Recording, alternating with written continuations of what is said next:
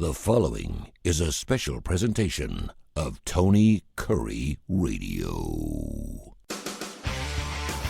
From hot dogs to cool kitties, this is Darkside of the Pooch. Welcome back to Darkside of the Pooch show. You can hear at least 5 days a week right here on TKR, Android, Apple, wherever you get your apps. Just look up TKR. There's 3 letters, and you are gold, man. Darkside of the Moon, 7 o'clock Central Time every Monday through Friday, wherever you get your favorite podcast. He is Dr. Rab Stewart from the Rossbridge Animal Hospital. He joins right now. Dr. Rab, how you doing, brother? What's going on? Man, we've had this conversation before. A lot of my time has been taken up recently with a pinball machine. Yes. And I'm holding it for a friend of mine who he's an avid pinballer. He's also a veterinarian, but he is an oral surgeon. He is a veterinary oral surgeon. Okay. And he loves pinball. He's got several machines. And so he was like, hey man, I really, if there's any way you could go pick this machine up for me in Atlanta, I can't make it down there. So if you can go get it, it's a floor model. Mm-hmm. You can keep it for a couple weeks at your place, play it all you want, and then when I have time, I'll come down and pick it up. Are you about ready? Are you about ready to lose that pinball machine for him? I can't stop playing it. I have a real problem, and it's a little bit music related. Yeah. It's a Weird Al pinball machine, and it plays all the Weird Al songs, and it's this new it's a brand new kind of concept of pinball because you have this big LED screen in the table. So it has like mini games that you play. It's incredible. You know, I'm always wanting to throw spaghetti, come up with ideas. You need to come up with a veterinarian pinball machine where the paddles are dog tails. Yeah, right. And you could have a cat paw on one side, you have a dog tail on the other. Just think about all the levers could be cat paws or dog tails. You could make the balls like balls that you throw to a dog, like a tennis ball. It could be tennis ball. I'm just telling you. I mean, think about think about how many pet owners would love to have a Darkside of the Pooch. Is that licensable? How does that work? You could do that. I mean, we own the rights to it, but I'll let you use Darkside. That would be an awesome pinball machine. Now, I'm not kidding you. Well, when I'm sure there's people out there that would love to have a Darkside of the Pooch pinball machine. That would be pretty cool. Talk about an LED. That'd be awesome. All right. We'll try to get away from your pinball machine for just a few minutes because we got a lot of emails here. muttmail@TonyCurryRadio.net.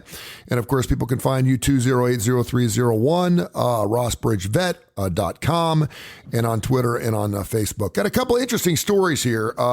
First, a great story here. A family in Texas recently have just retrieved their pit bull that was lost for over 3 years. It was found 300 miles away from their home, and they did it with the microchip. Will you please explain to people what the microchip is and why don't we have some type of GPS because normally if you get microchip, doesn't it have to be within a mile or something of a reader, or how's that work? Man, we love the microchip. Yeah. It is it's about the size of a grain of rice, and you put it underneath their skin. And if they ever run away and they wind up at a veterinary practice or a humane society, then that practice or humane society will have a microchip reader, and it looks like a big old school cell phone without an antenna. Yeah. And you push a button and you scan it over the area where the microchip goes, which is between the shoulder blades, kind of on the back. And the number will pop up, and then that by the number, the practice will know who to call, which microchip company to call, and then as long as the microchip is registered, that company will then call the pet owner and tell them where their pet is. That's pretty awesome. Recently, my across the street neighbor found a dog, and it looked very well cared for, and we're pretty confident that it had an owner nearby. And so they called me and told me the situation and asked if I could bring the microchip reader from work to their house. Oh yeah. So I did, and we found the owner that way. That is super cool. Yeah. It's not a GPS tracker. You can buy things like that, but they cannot be implanted into the pet yet. I don't know if that will ever happen. I'm sure that, someday it might. But you can get GPS trackers that are on their collars. But the problem with those is they can fall off. So if you want to get a GPS collar, that's great. I'm sure that they're really cool, but you don't want that to replace the microchip. Yep. Because if the collar falls off or if someone takes the collar off, then you have no way of finding your pet. So we had a little situation yesterday. My daughter and my two sons came over for their weekly visit, and she obviously saw a dog. She always sees dogs coming into our neighborhood. It looked like a bloodhound. I hadn't seen a bloodhound in a long time, and it had the long jowls. It was super cool. It looked like I was watching the Disney movie, man, Lady and the Tramp. Do you remember that bloodhound, that movie? Yeah. And so I said, well, let's go back up and see if we can find it. She's like, it looks like it's lost. So it had a collar on, but didn't have any identification on it. And I could only see it from about 5 or 6 feet away because when I tried to get close to it, it wouldn't have anything to do with me. And so it was just wandering in the middle of the road. And obviously we didn't want to get it hit. So what would you tell somebody who finds a dog like that doesn't have, if it had identification, I probably would have tried to catch it. Obviously I don't want to get bitten. But at least it would have a phone number on it. But if it doesn't have identification on it, it has a collar on it, or looks like it's pretty well kept, but it's walking in the middle of the streets, what do you do with a dog like that?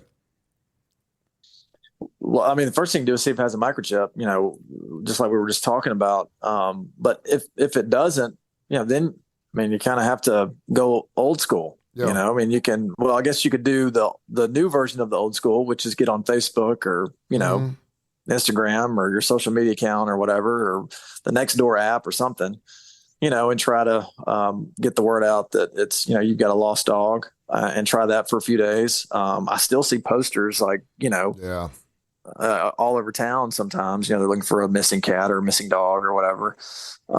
So that's, just those kind of things. Most veterinary practices aren't going to take them off your hands because it can be a health risk to the pets that are in the building. We don't really know where that pet's been and what it might have. So those are the places to start.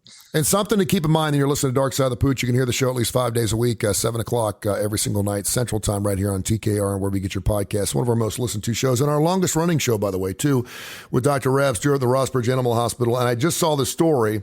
And microchipping is great, but computer scientists in the UK have now discovered that nearly 30% of all cyber attacks on humans are due to their pets, due to microchipping and app-related pet platforms. I mean, you had to see this coming, right? Because during COVID, our pet ownership went through the roof because everyone was working from home, and so everyone's microchipping their dogs and their cats, and now these creeps on the dark side of the web, and not the dark side of the pooch, are now getting our personal information through our pooches. Do you believe that? Man, that's amazing. Well, I mean, terrible. If there's, I know, right? I'm sitting there going, I mean, is there any safe place? Because you're thinking there's some things, if you want to come after me, you want to take my identity, that's fine. But when you start getting my personal information because of my dog, I'm like, seriously, I mean, whatever works, it's kind of strange. All right, before we get into our mutt mail too, another story here. And I thought this was cat scratch fever, but it's not. A UK man who's 48 was bitten by a stray cat yesterday and has contracted a species of bacteria that scientists have not, they don't know what it is yet. He evidently went in, he got bitten 3 times, had the wounds cleaned out, had a tetanus shot, and then was back in the hospital the next day and had to have one of his toes amputated. They're saying it's some type of streptococcus-like organism. Have you ever heard anything like that? And what are the dangers of being bitten by a cat? How are you going to get bitten by a cat 3 times? I don't, you know what? If you got one of those ones that's got the claws out on your chest or on your shirt and they're ripping through your shirt and you're just trying to get the thing away, I don't know, but it got bitten 3 times. I mean, isn't once enough? Like, I mean, is he trying to pick the cat up? It really is, yes. I mean, cats are pretty defensive. They're not super aggressive. So I don't know. To get bit 3 times, I just wonder what this dude was trying to do to the cat. Cat bites are notorious for putting people in the hospital. When we have someone that's been bitten by a cat, they are immediately supposed to stop what they're doing, go and get some very heavy duty antiseptic and clean the wound and keep a very close eye on it. And if any significant swelling occurs, then they are to go to an urgent care immediately, because cat bites get infected quickly, and because the teeth are small, the wounds heal very fast, and that traps the bacteria under the skin, which can create serious infections, as the story shows. But even non-exotic bacteria, that is known to exist, can be very serious. So what is cat scratch fever? Cat scratch fever is Bartonella, which is also a bacteria. And it's also a fantastic song by the Motor City Madman. But yeah, and dogs can get it, and people can get it. Other animals can get it. It's Bartonella. It's a bacteria.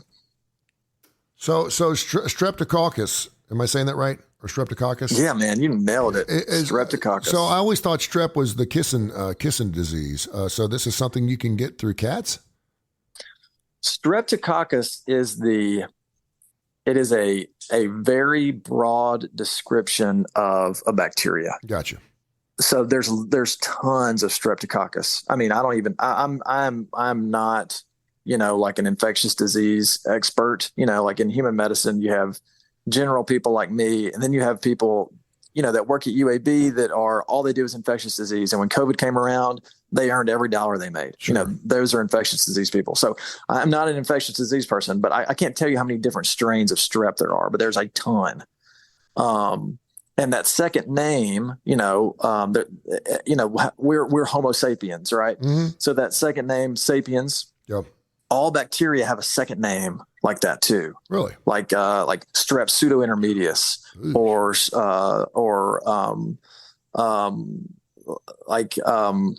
there's a bunch of different streps. Yeah. So, they've found a new one, in this that they can't identify from this cat bite. And I love when you use those big words like that. I love that so much. You're lucky that I couldn't come up with any more streps. I was waiting. You had me on the edge of my seat. I was excited. He is Dr. Reb. He's the man at the Rossbridge Animal Hospital. They do wonderful work. RossbridgeVet.com, and of course on Twitter as well as Facebook. And you can call them at 208-0301. I picked up my Pooches this past Sunday after they were aboard there for 9 days. They were so happy to see me, but I know they had a great stay there, so they do wonderful work. All right, info at TonyCurryRadio.net, info at TonyCurryRadio.net. We have a ton of emails. We're trying to get to most of them here. Skip in Nashville says, if dogs pee to mark their territory, why does my dog continually pee in the same spot in the house every night? That's a great question. I don't know, man. If I could answer that question, then I'd solve a lot of my own problems. Yeah. Because my dog does that too. And I think it's just more of a familiarity with that spot. There's a reason he pees there. I believe that my dog pees in that spot because there's really not a lot of people in the house that are at that spot. So my dog goes out at least 5 times a day. I mean, he goes out twice in the morning. He goes out when I come home for lunch. He goes out twice, after I get home from work. So my dog goes out a ton, and he still will slink off when no one's around occasionally, go to this one spot and pee. And I think it's because no one's there, and he knows he can get away with it. Yeah. It's funny because I was never a pee pad guy. I'm like, if you're too lazy to let your animal out and you're putting a pad up, you're basically telling your dog it's okay to pee in the house. Am I wrong here? You're correct. And there are people that have trained their dog to go on those, and it works for them, but you are potentially going down a tough road if they decide to not pee on that pee pad anymore. Mm-hmm. Maybe they'll always pee on the pad and you'll never have any problems. Yeah. But you are basically in some ways teaching your dog just to kind of pee in the house. Yeah. No doubt. But there's a lot of people that can train their dog to do it successfully. But it can be hard. Info at TonyCurryRadio.net. We read all your email questions. You can hear the show every Monday through Friday at 7 o'clock Darkside. I've been listening to it in my nightly walks, and I love listening to repeated shows because it's funny. Daphne in Greenville has heard that a TikTok famous animal rescuer named Lee Asher, you know who that is? Lee Asher? No, I'm not on TikTok. Sorry, I'm old. Evidently, Lee's got 42 dogs that he's rescued, and one dog got pneumonia, and now the rest of them have pneumonia, and he's afraid he's going to lose all of them. I didn't realize that dogs can get pneumonia, and is it contagious? Yeah, they get pneumonia. It's pneumonia is usually contracted one of two ways. It can start off as an upper respiratory virus or bacteria that causes the normal defense mechanisms of the respiratory tract to fail, and so they will get a secondary pneumonia. Wow. But most healthy dogs have an immune system and also basically a mucociliary escalator that will keep all of those pathogens from the lungs. But if they get an infection that wipes that away, they'll get a secondary pneumonia. They'll also get pneumonia if they get any like food or fluid in their chest. So if they aspirate some food, or if they aspirate some vomit, or if they breathe in some water, then that creates a really good habitat for bacteria to grow. There's a bunch of different disease processes that can make dogs not swallow correctly. It makes them throw up. We all know that dogs throw up a lot anyway, and so they're prone to aspirating that. Wouldn't that be rare though for one dog to get pneumonia and then it catches to the other 41 though? With the idea? Well, not necessarily, because it's very common for upper respiratory infections to spread quickly and very widespread in dogs that have close contact with each other. So if they are all sharing a very common upper respiratory infection that is severe enough, then a lot of them will get secondary pneumonia. Okay. Tom in Richmond says, I'm immunocompromised and I've been told not to allow my dogs to lick my face. What does Dr. Reb have to say about it? Man, do you remember that story that we had? I think this was years ago, like when we first started, but maybe before COVID, where a guy got licked by a dog and he ended up just in I think his arm got amputated or something crazy. Yeah, I do. Yeah. And I mean, and I've asked you that question because my special needs son will eat and just put it all over his face on purpose just so the dogs will lick him. And I think nothing of it. I mean, he's actually poured milk in his mouth and done dumb pet tricks where he's let dogs drink out of his mouth. And I think it's hilarious. And all of a sudden I'm reading this story and I'm like, wait a minute. So is this a bad idea? I think that it would take, the stars to align for things like that to happen, where we're talking about the story where the guy got licked by a dog and, has got a serious infection. But immunocompromised people, they have to be really careful. So, and most doctors, we are all about, CYA. We don't want anyone to get hurt on our watch. Yeah. And I can understand why someone that's immunocompromised, I can understand why their doctor told them, hey, you need to be careful with pets, because pets carry zoonotic diseases. There are things that they carry that people can get. And if you're immunocompromised, if they catch, something that is zoonotic, which means, you can transmit it from an animal to a human, then they're more likely to get it. And it's more likely to be severe. Darkside the Pooch, 5 days a week, 7:00 Central Time right here on TKR. Get the TKR app. You don't have to put out Tony Curry Radio anymore. Just put TKR in there. You'll see that flaming guitar. You can listen to the show whenever you want. Of course, whenever you get your podcast, we're on every major industry out there. And coming soon, our own YouTube channel where you actually get to see Dr. Reb answer these miraculous questions we get from you. info@TonyCurryRadio.net. Vicky in Birmingham works for a lawn service company. She asked me to mention them. I'm not going to because they're not spending money, but she did say that she gets a question asked every single week, and that is, does all dogs' urine ruin lawns? She wanted that question asked first, and then she's going to tell you how to save your lawn. But what's your answer to that question? Not all dogs' urine messes the grass up. It depends on how concentrated it is. If a dog is, really well hydrated, their urine's going to be dilute. It's probably going to be the appropriate pH, and it's not going to stain your grass. Okay. But dogs that maybe they don't drink as much water as they should, or if they're on some medication that might be metabolized by the kidneys, therefore excreted in the urine, that can alter the urine pH, also the other metabolites that are in the urine, and make that grass, a dye or turn yellow or whatever. I got this. And there've been times where my own dog has done that, and it's few and far between. but there are times when mine has done it. Yeah, I mean, you can tell when you walk by someone's yard and you see the brown spots, and it's not always fecal matter; it's actual urine because it's normally near poles or stop signs or whatever. I got a guy that lives down the street, and he's got the finest lawn I've ever seen in my life. And almost every time I walk by, and I take about a 2-hour walk every single night. Every time I walk, he's cutting his grass, even when it doesn't need to be cut. And I swear it looks like a putting green, and it's a big yard. It's amazing. And this morning I'm walking and I see a dog letting one unleash on his lawn, and I'm thinking, oh my God. And I almost told the dog to stop. It made me so uncomfortable because stop. if he saw this dog urinating on his lawn, I was like, no, please.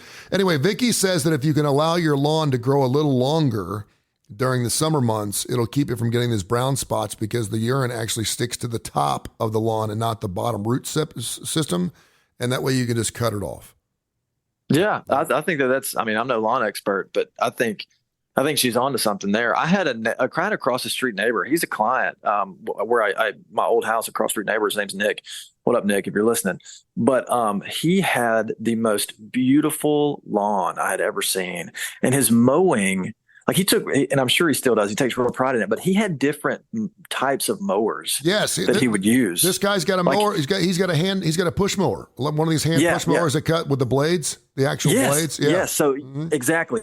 So my across the street neighbor, he would have one that he would, kind of like, he would do the big cut with, and then he had the old school kind with just the wheels on the side and the blades, and he would finish it off with that. It's the most beautiful lawn I've ever seen. I know. I mean, it's crazy. The guy across the street, his grass is growing up around his kneecaps, but this guy's got some killer lawn. I saw this dog, and I was like, no, please don't do that.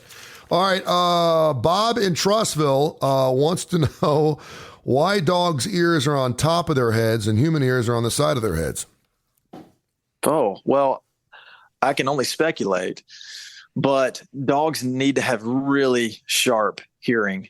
And, I have, this may be, an old wives' tale, but I've always heard, through the profession that those ears are on the top of their head, and they're a lot larger than ours, and they're kind of concave because that helps them. It's almost like, when you're a kid and you put like a big cone over your ear and you can hear better. Oh yeah. That's what a dog's hearing is like because of the shape and the position of their ears, because they have to have really good sense of hearing, because back in the day, they were, they were running for their lives. They were being hunted, basically when you're a wild animal. Yeah. So they have to be able to hear things and react quickly. And at least last week we were talking about some countries that eat dogs. They probably still have to have those cones around. Yeah. Their ears not good. All right, our last email here, info@TonyCurryRadio.net, and keep them coming. These are great questions here. Helen in Helena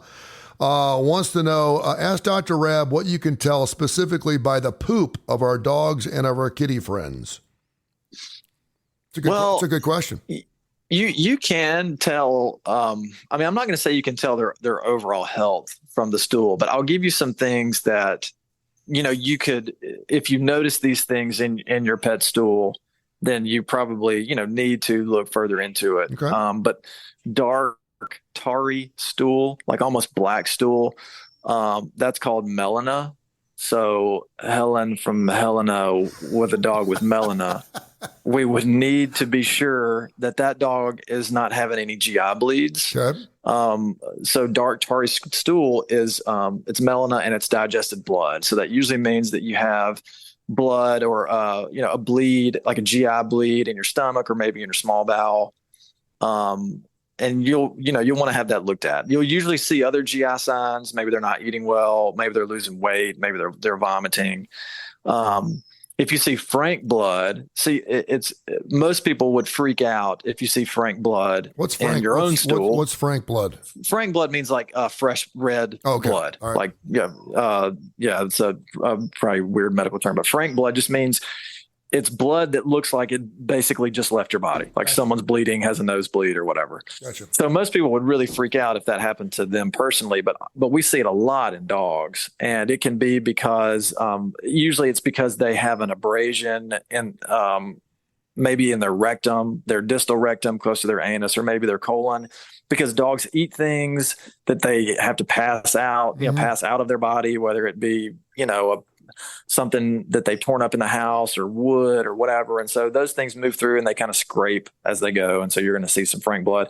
But they can also get really bad colitis. So that's inflammation of the colon, and they can just poop straight blood. So obviously if you see that, you're going to need to get them seen. And you can see them poop parasites. Tapeworms are real common. They look like grains of rice. They can also poop out roundworms, which look like spaghetti. Condoms. Yes. Yeah. I mean, we hope that those things make it out the other end. Yeah. So, you can tell if you have some GI problems by their stool sometimes. Can dogs get hemorrhoids? Yeah. Yeah. Really? They can get hemorrhoids. Yeah. Really? Where their rectum gets so inflamed that it kind of pokes out. It doesn't, I mean, it's not near as widespread as it is in people. But yeah, they can get prolapses, like prolapsed anus, which is basically what hemorrhoid is. So it's weird. It's gross. What about cats' fecal matter? Pretty much the same thing? Oh yeah. All the same stuff. Okay. All the same stuff. All right. There you go. All right. Tell people how they can find you, my man. It's always an amazing show. Man, we really done all that went by in like a flash. I know, right? Just poop and lawns and pooping on lawns. You can call us 208-0301. You can email us rossbridge animalhospital @gmail.com. You can find us on Facebook as well. We'll catch up next week, my friend. All right, man. Thank you, brother. This has been a special presentation of Tony Curry Radio.